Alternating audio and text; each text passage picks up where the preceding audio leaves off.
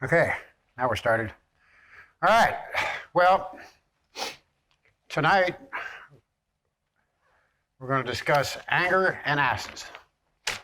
That was the title it was supposed to be. Allie tried to change it, but I put it back in. So I thought it was great. It's okay as long as you're speaking about a four-legged animal walking down the street, and that's what they're talking about, right? So you're allowed to say it. Even George Carlin said that, so I know it's got to be true. Yeah, well, some of us do. All right, so the weird part about this week was, first of all, I picked the worst week I could have ever picked to have to teach. But I picked it. It wasn't anybody else's fault but my own, but I had 2 weeks of a lot of people at Camp Hope and a lot of 4 o'clock in the mornings. And so I didn't get ready for this as quickly as I wanted to. And then, because I didn't have to think I had to worry about it too much, because one of the stories in this is about Balaam. And I've always loved this story. This has been the greatest story in the book, as far as I'm concerned. Because I identify with it so much. When I get in trouble and when I get something in my way, I just keep beating that donkey, and that's what he was doing, you know? So I could identify with Balaam and his problems. But what happened was, and I did a lot of research on Balaam, but I also noticed there's a lot more to Numbers 20 to 24 than just Balaam. There's a whole bunch in there, and I know life gets in the way with our reading. We don't always get a chance to do the reading, but if you want to read some interesting stories, there's a bunch of them bottled up in those 4 chapters.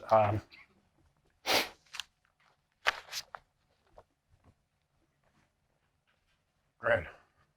So I'm just going to briefly go over some of the other stuff that's in here. Then we're going to get to the Balaam story and the point of the Balaam story. But you really ought to take a time to read this. In the beginning of this portion, Miriam dies. That's a pretty big deal. Yeah, Miriam, Moses' sister, right? Yeah, sister dies, and she was pretty important. Then in 20, verse 5, the Israelites start complaining about not having water again. They do continue the complaining, going on and going on. They don't have no water. They're going to leave us out here to die and all this stuff. Then we go into 28 through 12, after Moses is frustrated with them, and he goes to God, and God tells him to go speak to the rock, but he's so upset with the Israelites for just ragging on him the whole time, just going after him and after him and after him. He gets mad and he slams the stick against the rock, and water pours out everywhere. And of course, he had to pay the consequences for that. So he wasn't allowed to go into the promised land because of that. All the other things that went on, that was the one thing he got in trouble for. And he got in trouble for it because he didn't trust what God said for him to do, and he didn't represent God in front of the people. God wanted to show the people that if he spoke to the rock, then the water would come out. But he altered the case, like I often do. I might have what God has a plan for me, and of course I've got better ideas, you know, different way to alter it here and there, and go on about my own business. Also in 20, yes. Is that the only reason why they didn't marry? According to the text. According to the text, in fact, why don't somebody read that? First, chapter 20, verses 8 through 12. This is pretty interesting. You got it? I got you. And the officers shall speak further to the people and say, "Is there any man who is fearful?" Oh no, I'm wrong. Yeah. As quickly as I put this together, I thought maybe I wrote the wrong stuff down, you know? Oh man. Here we go. Take the staff and assemble the congregation, you and Aaron your brother, and tell the rock before their eyes to yield its water. So you shall bring water out of the rock for them and give drink to the congregation and their cattle. And Moses took the staff from before the Lord, as he commanded him. Then Moses and Aaron gathered the assembly together before the rock, and he said to them, "Hear now, you rebels, shall we bring water for you out of this rock?" And Moses lifted up his hand and struck the rock with his staff twice, came out abundantly, and the congregation drank and their livestock. And the Lord said to Moses and Aaron, because you did not believe in me to uphold me as holy in the eyes of the people of Israel, therefore you shall not bring this assembly into the land that I have given them. So yeah, that was the reason, according to that. And I always thought that was a raw deal. I mean, as many times as Moses talked God into not killing all those people when they were being stupid, the one time he gets a little frustrated himself, he has to pay the price.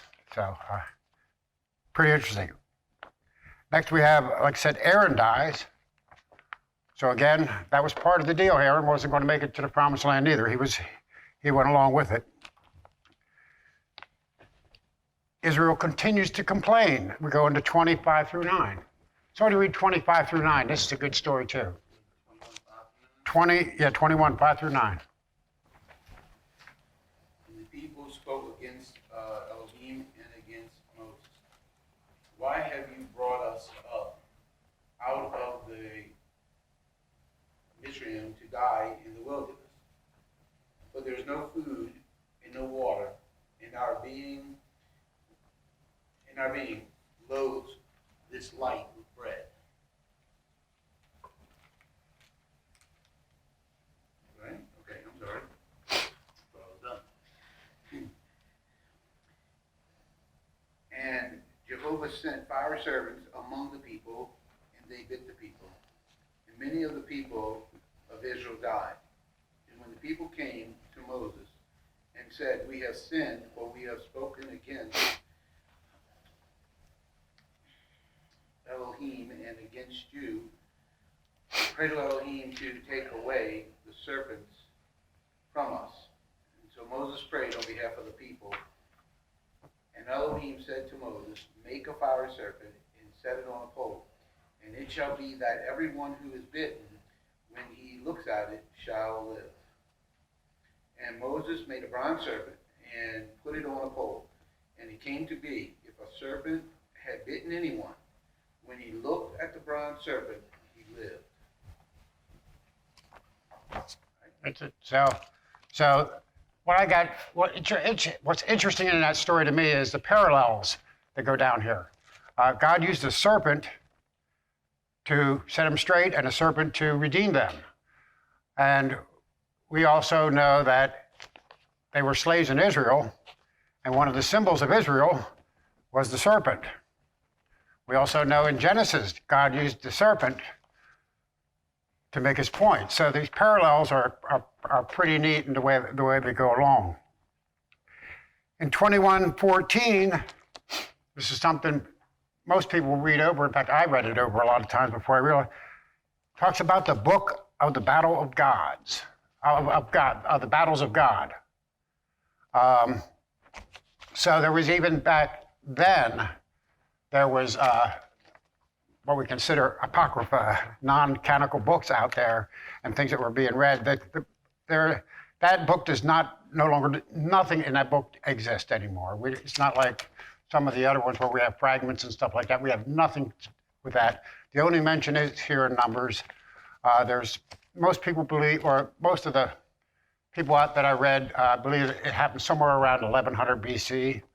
Was when that book was written, and some say that it was retitled as the Book of Jasper. I have the Book of Jasper, so but I read it, but I don't know. It does talk about a lot of the wars and battles that were going on, so maybe it is. But I just thought it was interesting that there was, something out there that at that time, sort of like we talk about some of the books in the New Testament and all the stuff that was out there written back then. So now we can go to the Balaam story. And really was planning on having a lot of people read tonight because I don't read very well. So 22:9 through 13. Who's going to read it? You. Hurry up. Snapchat should have been ready.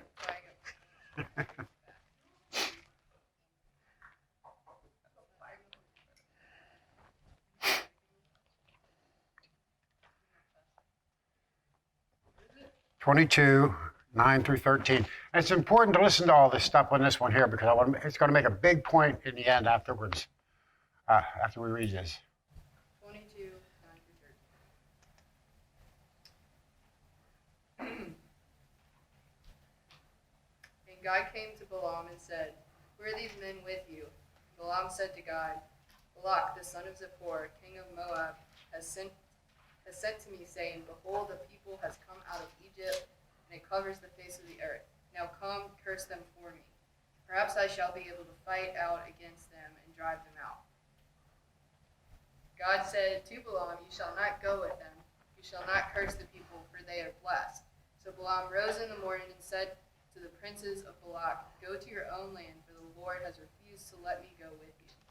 So, to set the stage, we've got a bunch of, Israel is making its roll down through the desert. It's wiping out a lot of people. Now it's on the border of Moab, and the Moabs are a little nervous, right? So there's this guy, Balaam, that's supposedly talked to God. So they went to Balaam and they asked him to curse him. And Balaam says what? He says, no, I can't do it, right? So go ahead and somebody read 22, 13, and 14. Oh, well, you just did read it, didn't you? I'm sorry. 22, 15, and 18. 15 to 18. Once again, Balak sent princes, more in number and more honorable than these. And they came to Balaam and said to him, "Thus says Balak, son of Zippor, let nothing hinder you from coming to me. For I will surely do you great honor, and whatever you say to me I will do. Come, curse the people for me." But Balaam answered and said to the servant of Balak, "Who Balak were to give me his house full of silver and gold, I could not go beyond the command of the Lord my God to do less or more. So you too, please stay here tonight, that I might know what more the Lord will say to me." So once again, sounds like a pretty stand-up guy, right? These people were trying to talk him into doing stuff, and he says, "No, I'm not doing it. God, you can give me a house full of silver and gold, and I'm still not going to do it because God told me not to do it," right? So then we go to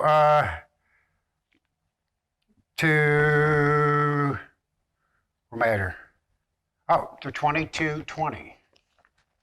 22:20. Who's got it? I know. God came to Balaam at night and said to him, "If the men have come to call you, rise, go with them, but only do what I tell you." So Balaam rose in the morning and saddled his donkey and went with the princes of Moab. So, God told him to go, right? He said, if the people come again, you need to go with them.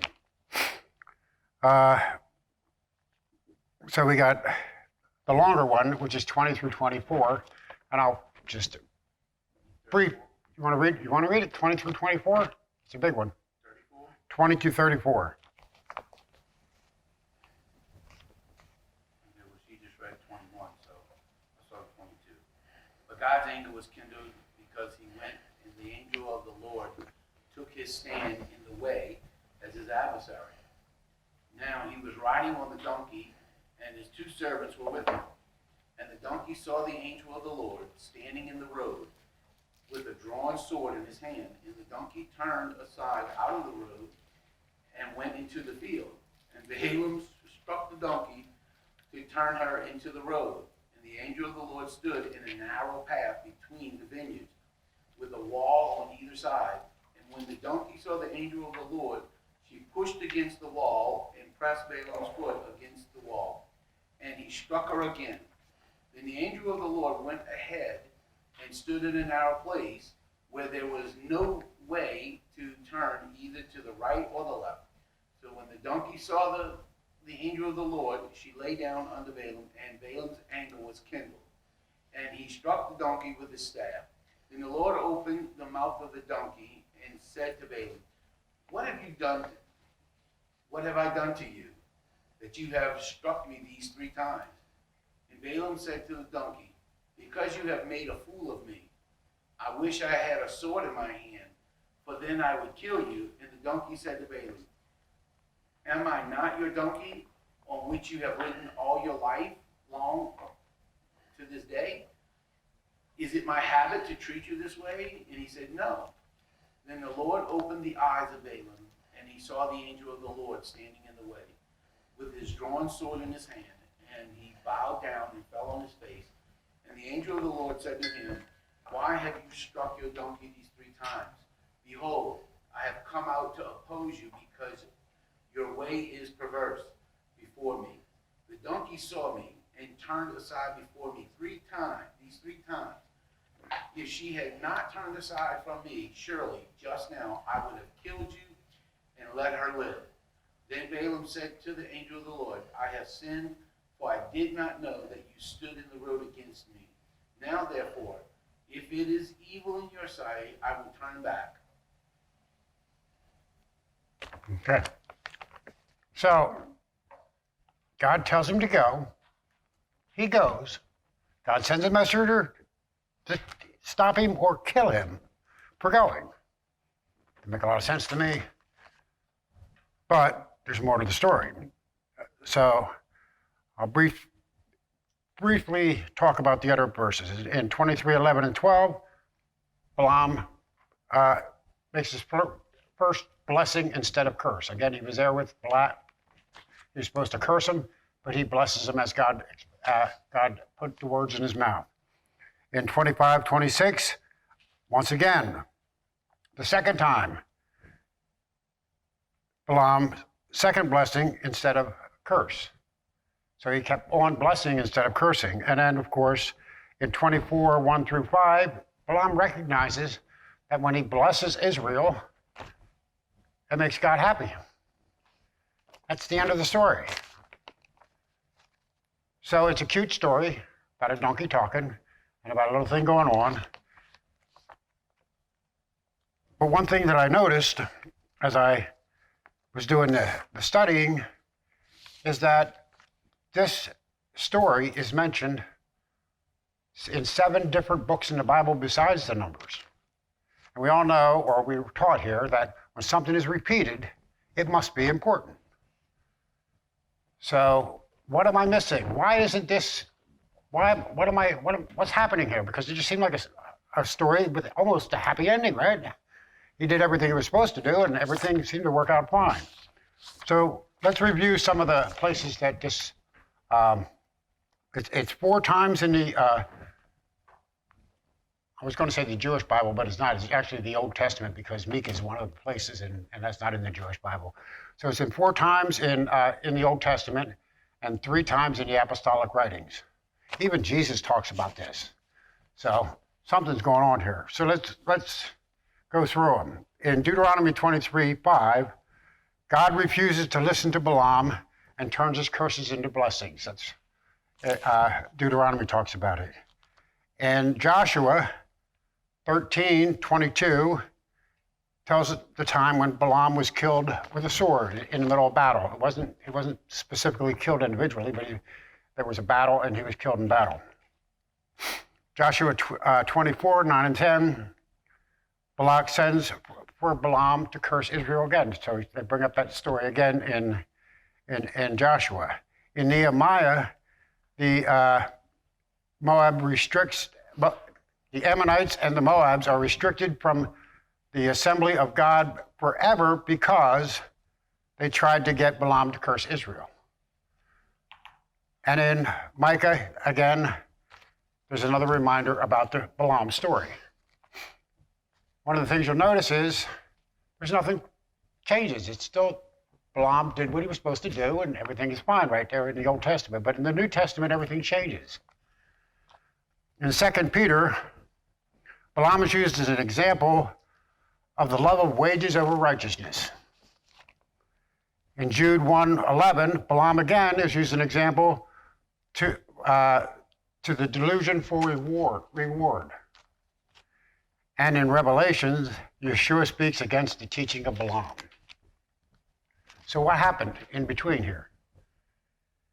The Old Testament, it doesn't really tell anything bad happened. In the New Testament, it talks about the bad things that happened.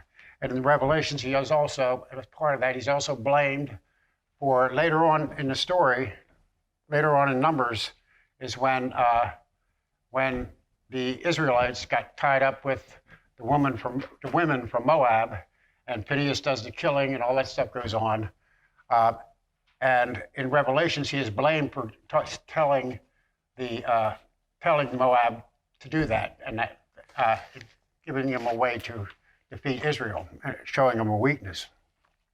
But that's nowhere in the other text. So, again, I'm wondering, where did this come from? So, who is this Balaam guy anyway? He's not a Jew. So what's he doing talking to God in the beginning? Well, there's nothing but legends and literature out there about him, but there's a lot of it. And some of it's pretty interesting. In the Talmud, it talks about Balaam is represented as one of the 7 Gentile prophets, the other 6 being Balaam's father, Job, and Job's 4 friends. In the Talmud, Balaam gradually acquires a position among the non-Jews, which was exalted as much as that of Moses among the Jews. And that comes from the Talmud. So these are Jewish people talking pretty high about his position that he had. Balaam possessed the gift of being able to ascertain the exact moment during which God is wroth, which means angered or frustrated or something like that, the exact moment. And he's known to be the only creature bestowed with that gift. So no other creature on earth was bestowed with that gift, but it was given to Balaam.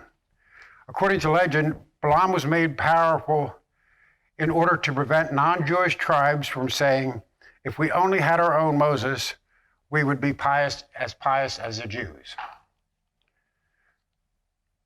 Abbot D. Rabbi Nathan's book states that the wicked Balaam is included in the list of persons born circumcised along with Moses. I often wonder where to get this stuff from. It wasn't in the text, but this is what they're saying about it. Midrash says Balaam is pictured as a blind in one eye, lame in one foot, and his disciples are distinguished by 3 moral corrupt qualities: an evil eye, a haughty bearing, arrogant, right? And avaricious spirit. The rabbis had a name game going on with Balaam. Some of them called him Balaam, which means without people, that is without a share of the world to come. Another one's called him Balaam, which is one that ruined a people. In the process of killing Balaam, all 4 methods, this is the legend. Again, the text just says he was killed with a sword in the battle. But the legend says there's a story of Balaam, and subsequent verses may seem at first to be, in the process of killing Balaam, all 4 methods of execution were used: stoning, burning, decapitation, and strangling. So they want to make sure he was dead, I guess.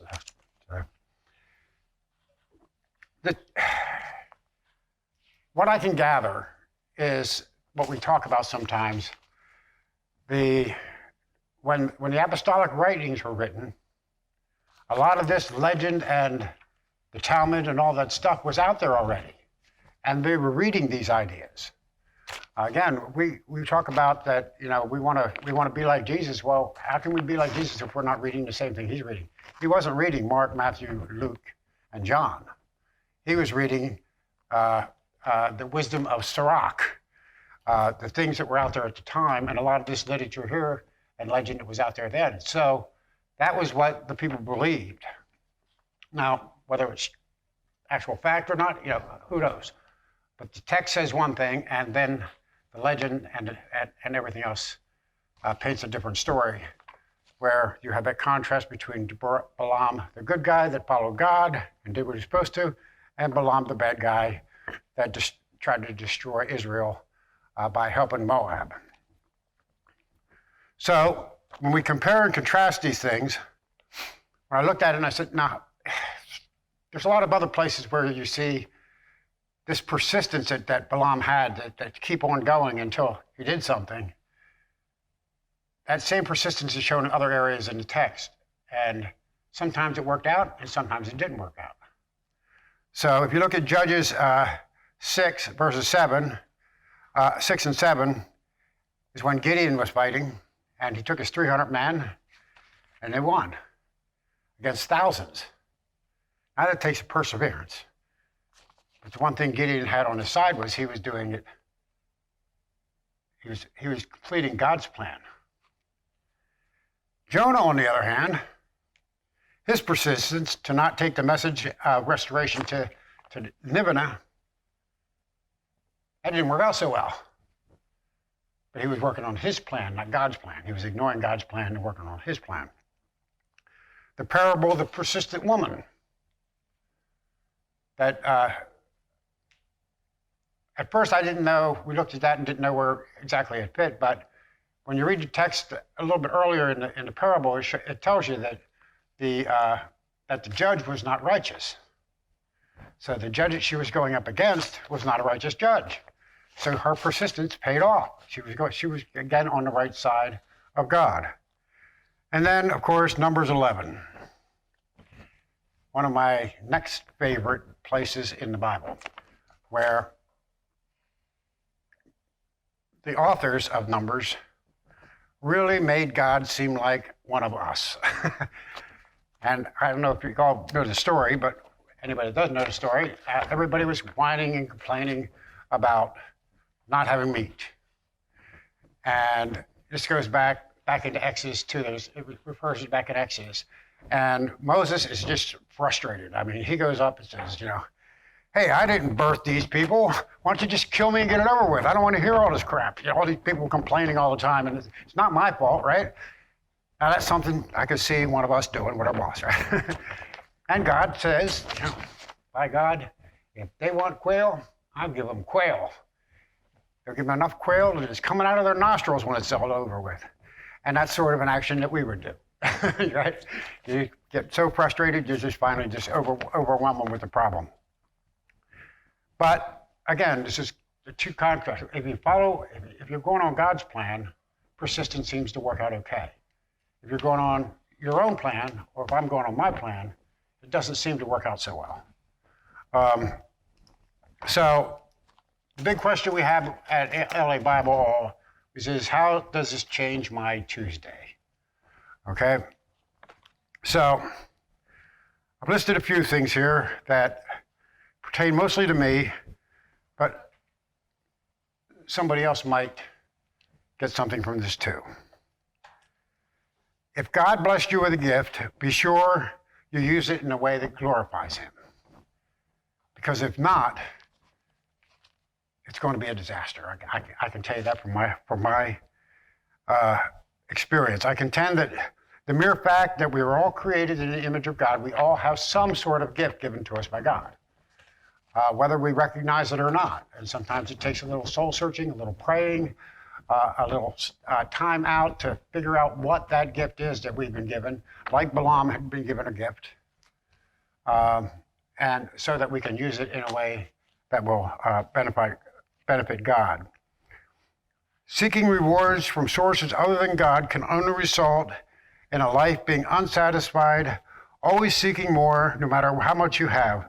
Like a drug addict, always seeking the initial high again and never being able to accomplish it. Fortunately for me, I didn't have to wait for Judgment Day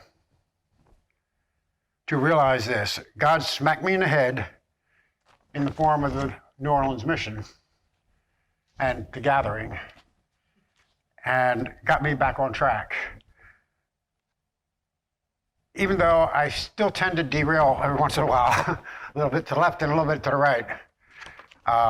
He's put me on a plan, and you guys might not think I'm that great, but if you compare me to what I was, I mean, compare and contrast. You got to go for, you got to, what do they call that? I can't think of the word, but it's you got to go from where you were to where you are. Not, you can't compare me to like Matt, or something like that. It's all to where you are and where you got. The second lesson I got from this is to stop, pray and meditate and listen for God's answers versus what I want to hear. Because I make it up as I go along sometimes, and He might God might be talking to me, but until he says the words that I want to hear, I'm not paying no attention, you know. I've already got it in my head what I want, what it's supposed to be. And God speaks to us all in different ways. Some it may be in dreams. Some it may be in obstacles they put in the way. And some cases, like I said, in a case like me, it's a slap in the head. That's about the only way he can get my attention. This is one of the hardest areas for me.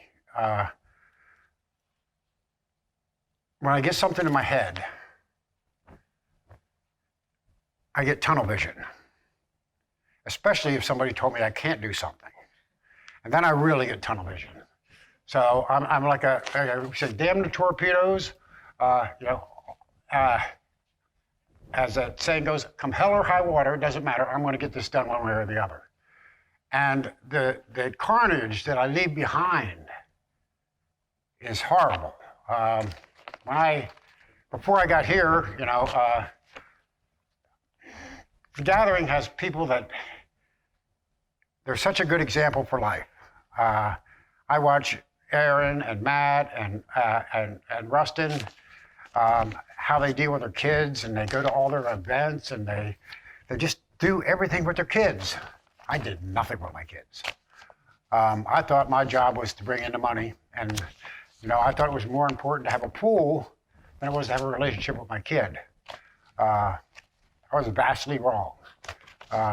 So this is some area that I have to work on constantly, because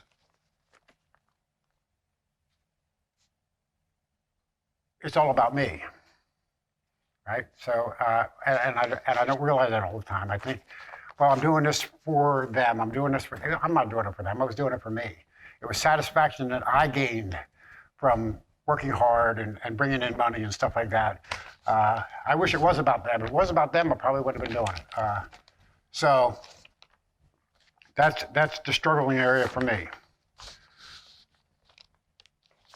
There's also an interesting story. Some of you have heard this before in recent times. At one point last year, we thought we were going to close Camp Hope.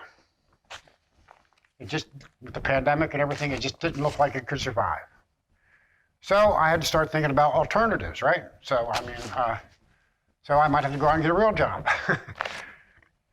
So I said to myself, well, I'm a certified respiratory therapist. I'll just get my respiratory therapy license. And then I can go get a real job, make a bunch of money and everything else, right? So I went and got the application, and I started to contact my school, because to get your state license here, and in almost all states, the school itself has to send the transcripts to the state. It can't go through us, through me, because I guess because all the computer work now, you can pretty much alter anything you want to alter, right? So call the college. They can't find any record of my existence. Call again and again and again, and we're emailing back and forth, and this goes on for 2 solid months. Nothing. Nobody can find me. They asked me my student number. This was in the 80s. I don't know what my student number was, right? If I could find any piece of paper at all, So we battled back and forth. And in the meantime, we start getting some reservations in. Things start picking up. And we have some other ideas, and things are working out. So I just forget it. I don't need it now. I'm not going to worry about it. I'm just going to go ahead and go on about my life here at the gathering and continue on. And then 2 weeks later, out of the blue, my transcripts show up in my mailbox. Now, we talk about that rowboat, right? When I look at that, God wasn't finished with me here at Camp Hope or at the gathering. So there's that obstacle. Put it in the way. Doesn't give me the ability to leave. And then once I'm agreeing to stay again, he goes ahead and lets it go. So it was pretty earth-shattering to me. I was just, I don't. You know me. I don't fall for the miracle stuff too much, But every once in a while, again, I get smacked in the head. This stuff is real, right? So it's pretty scary. The other thing we had to do, or I had to do, was I had to place myself in an environment that's uncompromising to God's message. I can justify anything, and I can rationalize why I should do this or why I should do that. I'm like the alcoholic that says, I can go to the bar and just drink Coke. Yeah, you go to the bar every night and drink Coke. Sooner or later, you might go a little farther. And I didn't understand, and I was made fun of or joked about Judaism's fences and some of the doctrines and churches, and it just seemed ridiculous to me. Why do you have to do that? But now I understand. It's not necessarily that I buy into everything they do. I don't know that I'm going to, just because I eat a hamburger or a turkey sandwich with cheese, that I'm breaking a commandment. But I understand it now, because that's what the gathering has done for me. I always say, I don't know what's going to, it's all working out now, but I don't know what would happen if I left this bubble that I live in, because I don't leave the area hardly at all. I mean, just once in a blue moon. I don't know how safe it would be for me out there again, because when I hung around with other people that were doing other things, eventually, when you first start hanging around with these people, it may be looking like a little bit extreme, but eventually it becomes normal. And then why not give it a shot? No big deal, right? Just one. So, and I thought about it, and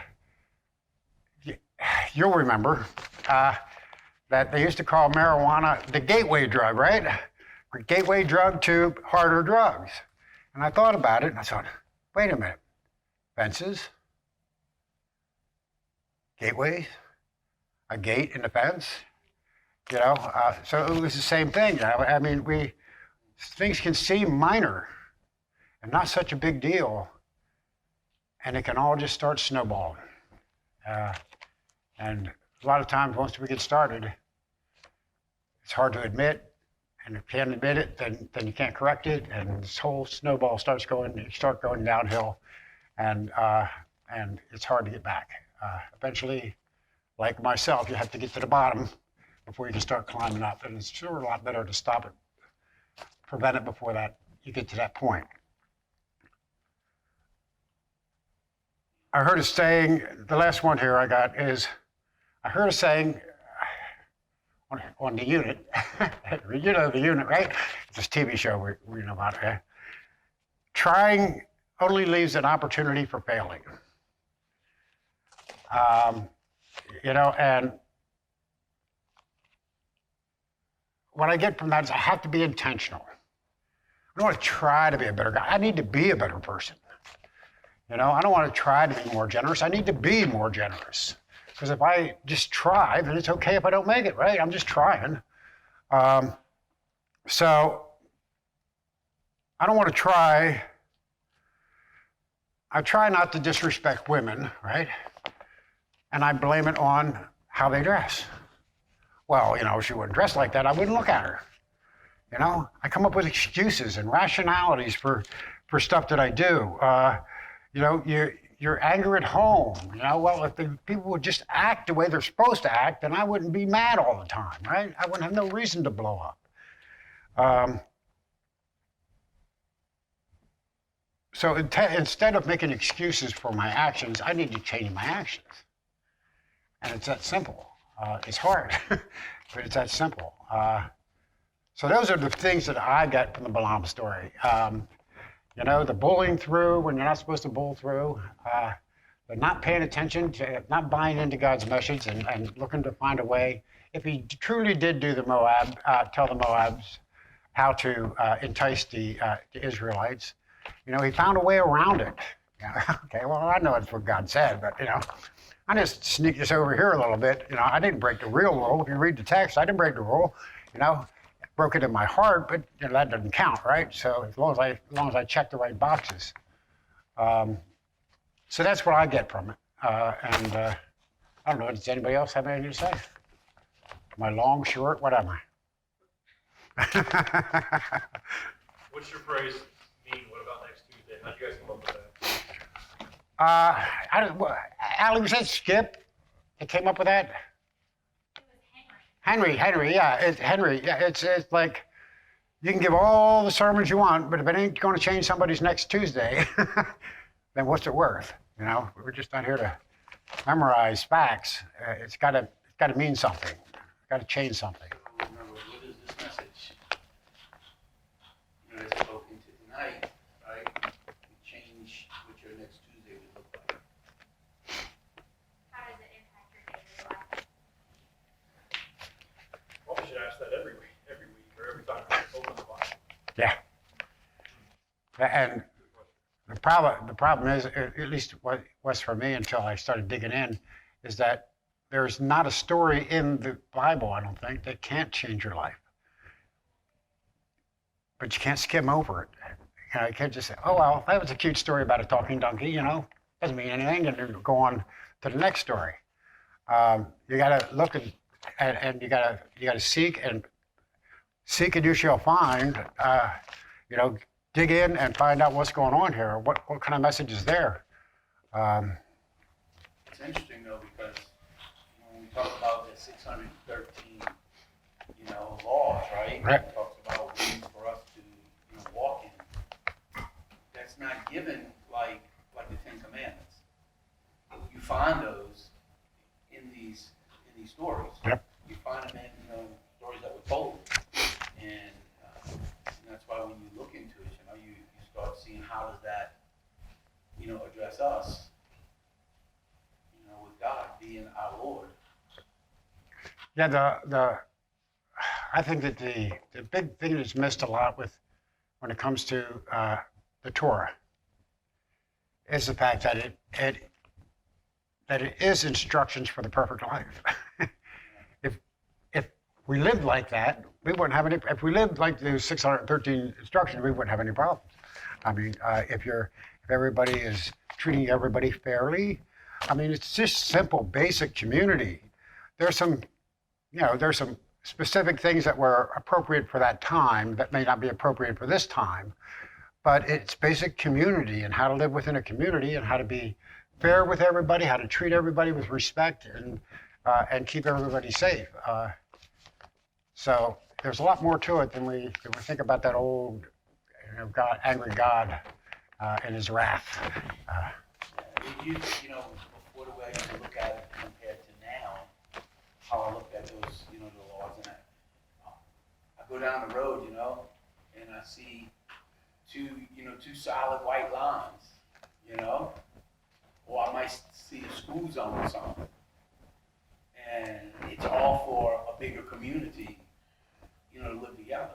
And then we have people like Aaron, his friends, you know, that help you do that, but it's not because it's not because it's just a punishment for doing something wrong, right? Right. But it's that we could all get along, we can all live, you know, on the same road. I mean, when I did some missions work in India, and these guys would drive these big, huge trucks, and they had flat faces on them, you know. Well, they didn't have no tops to the cabs yet. And these guys would be going down the road, and they wasn't supposed to be driving at night, but they'd be driving at night, you know, and they'll have these bandanas on. Well, that don't help your eyes. And every day, you seem to head-on collisions, and people just hanging out, people getting hurt, people getting killed, you know.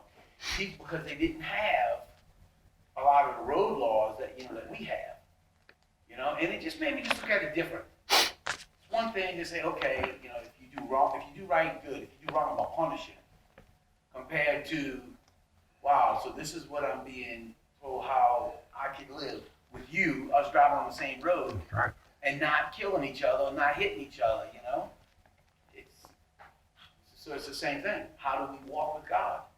How do we walk as God's children? You know, as the body of Christ. I mean,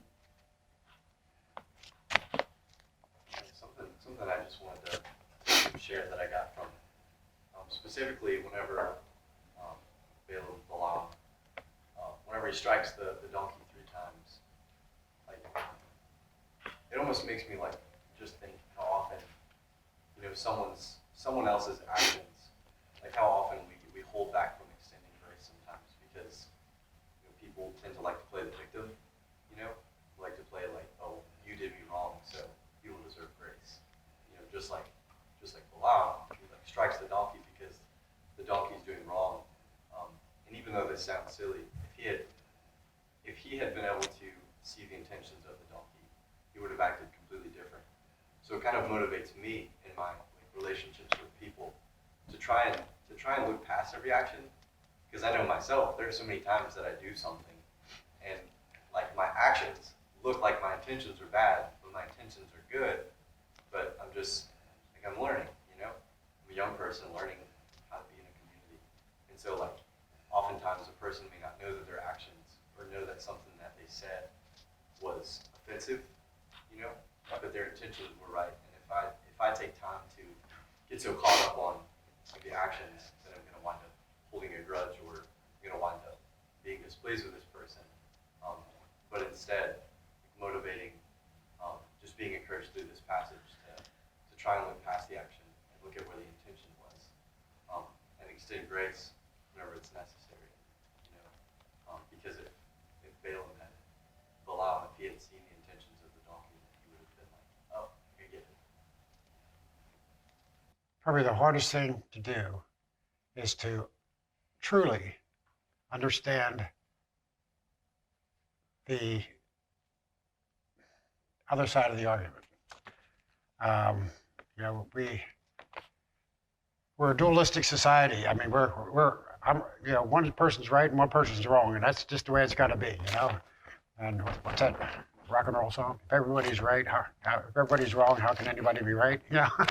So, but that's true. I mean, if everybody's wrong, how can anybody be right? So you have to be able to look past your emotions, look past whatever is going on at the time, and see, like you said, their intentions.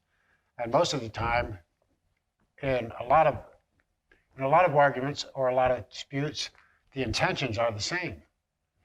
They're both trying to do the same thing, but they just have different routes to get there, and they think the other one's the enemy, but there could be a solution within. So, Aaron, you want to pray us out?